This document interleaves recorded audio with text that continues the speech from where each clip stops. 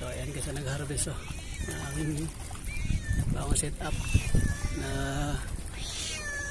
crony rockfish, matalit na crony guys.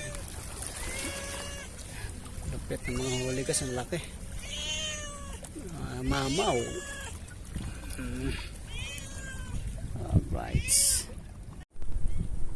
yan guys ang huli ko. Pero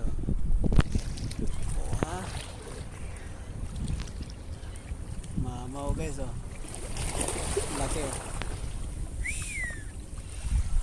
Alright,